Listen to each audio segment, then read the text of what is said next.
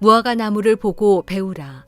그 가지가 연해지고 새 잎이 돋으면 여름이 가까이 왔음을 안다.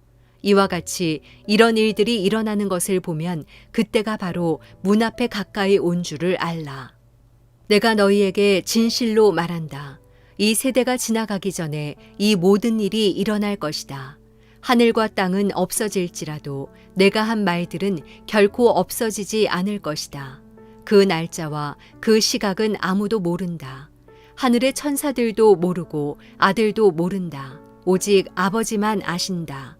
정신을 바짝 차리라. 항상 깨어 있으라. 그때가 언제 올지 알지 못하기 때문이다. 그것은 여행을 떠나는 사람에 비유할 수 있다. 사람이 집을 떠나면서 자기 종들에게 권한을 주고 각 사람에게 할 일을 맡기고 자기 문지기에게 집을 잘 지키라고 명령하는 것과 같다. 그러므로 너희는 항상 깨어 있으라. 집주인이 언제 돌아올지, 곧 저녁이 될지, 한밤이 될지, 새벽이 될지, 아침이 될지 모르기 때문이다. 그가 갑자기 돌아와 너희가 자고 있는 모습을 보게 되는 일이 없도록 하라. 내가 너희에게 하는 이 말은 모든 사람에게 하는 말이니 깨어 있으라.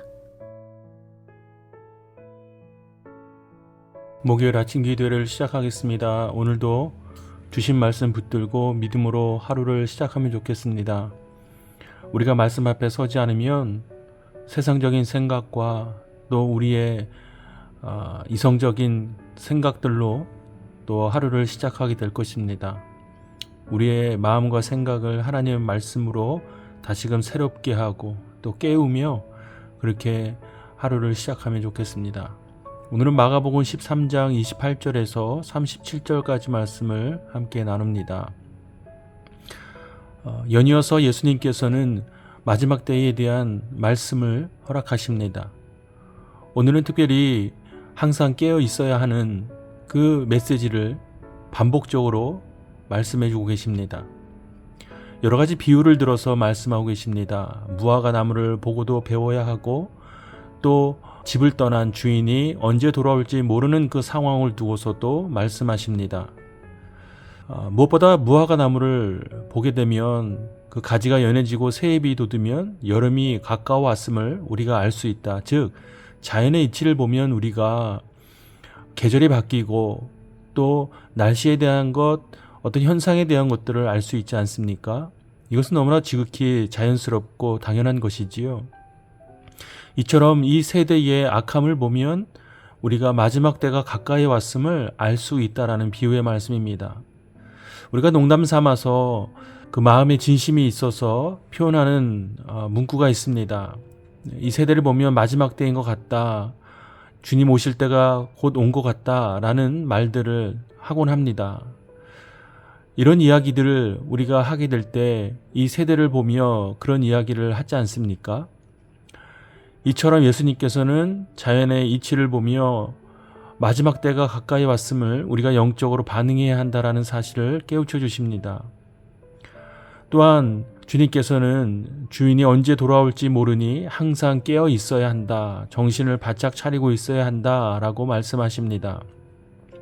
우리 삶의 주인은 누구이십니까? 예수님께서 이 땅에 다시 오시는 그날이 언제인지 우리 알 수 없기 때문에 하루하루가 우리가 그렇게 믿음으로 반응하며 살아야 하는 그 당위성을 예수님 말씀해 주고 계십니다. 사랑하는 여러분, 항상 깨어 있다라는 것 무엇을 의미할까요? 우리가 영으로 반응해야 합니다. 우리에게 허락하신 일상의 삶을 살아가면서 동시에 우리가 영으로 늘 주님 앞에 그 마음을 드리고 또 집중하여서 사는 것을 의미합니다. 우리가 예전에 어른들이 하는 말씀이 있었지 않습니까? 호랑이에게 물려가도 정신만 바짝 차리면 살 수 있다라는 말 아마 한 번쯤은 들어보셨을 겁니다. 우리가 깨어있다라는 것은 이 상황에 대한 인식입니다. 그리고 그 인식에는 우리가 어떻게 살아야 할지 우리의 삶에 대한 방향과 또 결정을 하게 됩니다. 이처럼 우리가 세상에 휩쓸려 살 때는 이것이 불가능할 때가 있습니다. 그러니 우리가 영으로 말씀에 근거하여 반응할 때는 우리가 이 세대 가운데 속하여 살 때 어떻게 그리스도인으로 살아가야 하는지에 대한 것이 생각이 들고 판단이 되고 결정을 하게 되고 무엇보다 행동하게 되는 것입니다. 이것이 깨어 있는 것이지요. 사랑하는 여러분, 이러한 삶을 하루하루 살아갑시다. 이것이 당장에 눈에 보이는 어떤 풍요나 또 어떤 기쁨이나 이런 것은 없을 수 있습니다.